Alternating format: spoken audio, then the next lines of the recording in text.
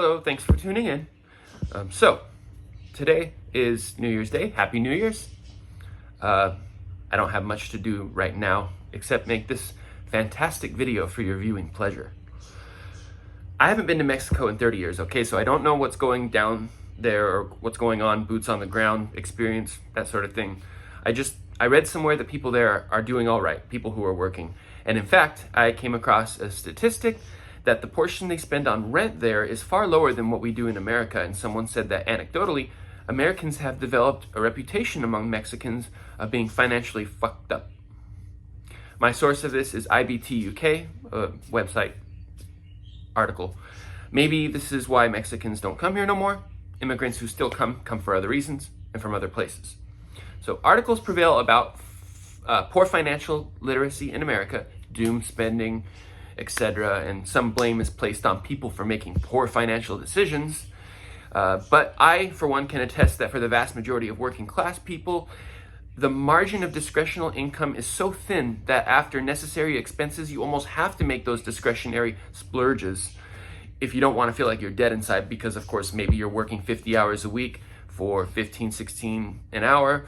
And as far as people in more moderate income brackets, say people who make jobs or work jobs that pay 25 to 40 an hour, a whole nother ball of wax is at hand. And for those people, for anyone, you can see occasional articles from Susie Orman about wise moves with your money. And for her part, that's a positive message, except that it's dead in the water, overwhelmed by constant immersion in a sea of effective cultural manipulation to do just the opposite.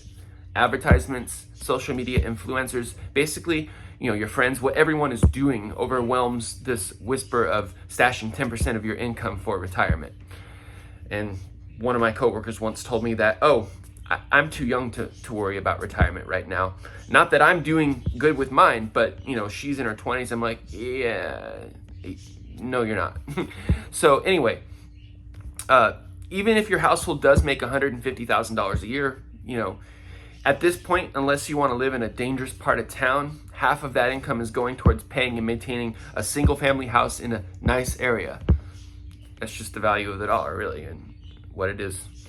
I posted other videos about the arguments that lower wage workers at companies could afford to boost their wages by 15 or 30% in order to match gains in productivity that have been seen over the past 40 years in this country. And while that's, still valid in my opinion, it's still not going to translate to financial literacy or health in this regime. It might improve health and happiness overall in those people, but this culture doesn't value financially literate direction or financial literacy anywhere near the rate that it bombards you with messages to part with your money, coming from all directions in an overwhelming, momentum.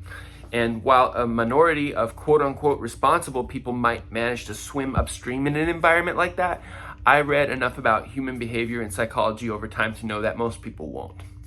They just won't. So if the environment doesn't suit it, most people are going to go that way, and maybe a small percentage of people will actually manage to thrive. But anyway, that's my thought for today. Happy New Year. Thanks.